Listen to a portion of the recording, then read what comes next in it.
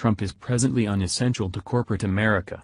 That is the unequivocal message originating from some C.E.O.s, and the Wall Street investors who work most intimately with them. The new procedure by corporate officials to get the strategies they once trusted Trump would convey to them: charge change, the repatriation of corporate benefits, administrative alleviation, and a thorough foundation design, is to disregard Trump through and to work specifically with congressional pioneers to create bipartisan enactment that Trump will have no real option except to sign. These C.E.O.s and financiers say they are focusing their consideration only on working with Mitch McConnell, the Senate Majority Leader, and Paul Ryan, the Speaker of the House, who both have had their disparities with Trump recently. The business group has been extremely adjusted secretly to pioneers on the Republican Assembly, both House and Senate. A Wall Street official who sponsored Hillary Clinton, however, bolsters certain parts of Trump's motivation. Let me know. Everyone trusts change will happen or not occur independent of Donald Trump. That is the huge change. I trust we will have imposed change. I trust Trump will have nothing to do with it. It doesn't make a difference whether he does or doesn't.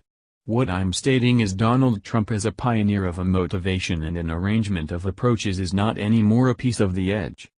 Many referred to Trump's resistance of racial oppressors in Charlottesville as a limit in a relentlessly fraying relationship.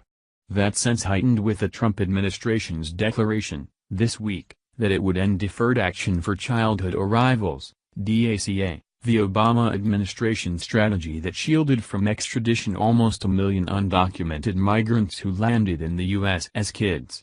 More than 400 C.E.O.s and business pioneers have marked a letter supporting DACA, including the pioneers of AT&T, Hewlett-Packard, Hyatt Hotels, and Wells Fargo. The normally staunchly Republican U.S. Lord of Commerce scrutinized Trump's DACA choice on both moral and financial grounds.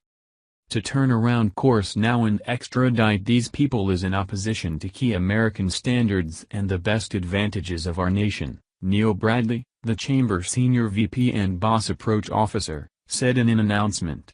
With roughly 700,000 DACA beneficiaries working for a wide range of organizations the nation over, firing their business qualification runs in opposition to the president's objective of becoming the U.S. economy.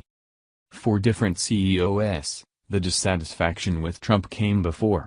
Some referred to his unsettling inaugural address as the start of the end. Others distinguished Trump's revelation that he was sending a maritime task force to attempt to prevent North Korea when it was really a large number of miles away.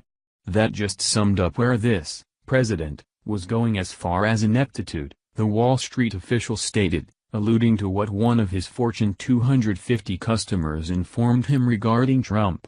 What's more, the official stated, the Fortune 250 CEO was a major Trump supporter amid the decision.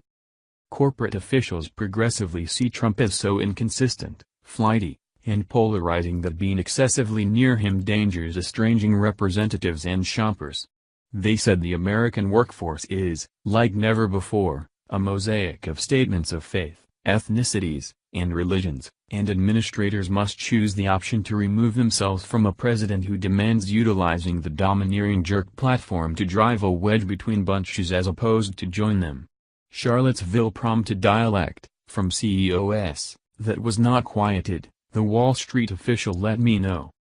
Dan Doctoroff, a previous Wall Street official who filled in as New York City's agent chairman for monetary improvement under Mayor Michael Bloomberg, revealed to me that bipartisanship was presently the way to administrative achievement.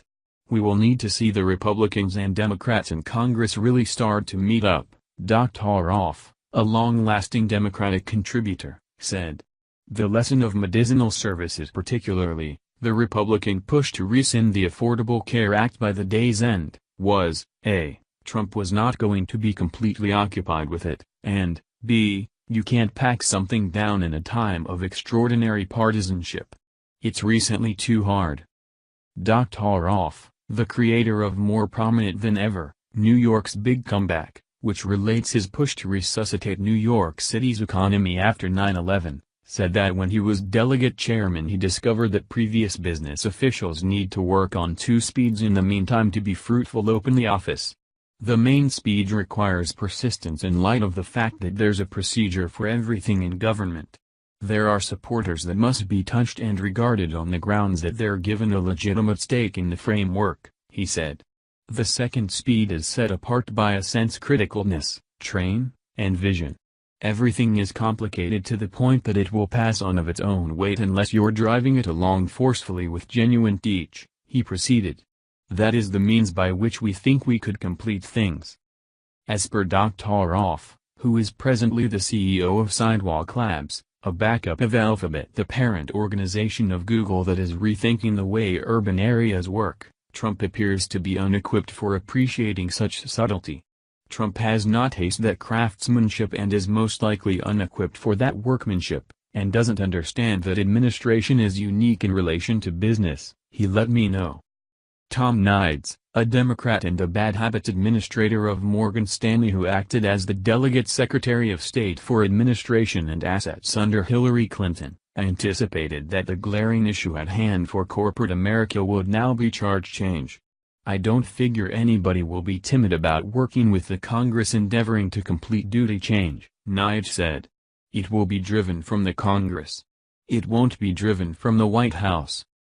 Another Wall Street official, a long-lasting Republican benefactor who has known Trump for quite a long time and requested that not be named, disclosed to me he supposes a post-Charlottesville the truth is beginning to kick in among business pioneers with respect to what Trump can improve the situation them. The nation considered him to be the business president, and I think the specialists considered him to be the populist president, he said. There's been an entire intersection of those two. The official said agents were once trusting that Trump would convey them less direction, bring down expenses, and the opportunity to repatriate corporate benefits in a worthwhile way. I believe despite everything they're trusting that his inclinations are towards that, the official clarified. Be that as it may, business officials are currently focusing their consideration on Congress, similarly as they did amid the Obama presidency, which was viewed as unfriendly by many Wall Street administrators and corporate C.E.O.s. I don't see freeze, the official, who keeps on supporting Trump, said. What I sense is, okay, we're quite recently going to experience the way we did it throughout the previous 10 years with Congress and expectation that this person signs the bill. The second Wall Street official disclosed to me that C.E.O.s. who separate themselves from Trump will likewise pay a cost. He said he stressed that there will be pushback from Trump supporters against organizations, for example, Apple and J.P. Morgan Chase that made vast gifts $1 million and $500,000, individually toward the Southern Poverty Law Center after Charlottesville just to demonstrate that they concur with the judgment of Trump. The official disclosed to me his recommendation to corporate C.E.O.s. was to avoid political landmines and concentrate on winning the political fights they think most about. It's extremely entangled, the official said. I imagine that the best thing that corporates can do is remain out, simply remain out of Charlottesville. Remain out. Go to your congressman, campaign for charges, and remain out of this stuff. This stuff is perilous.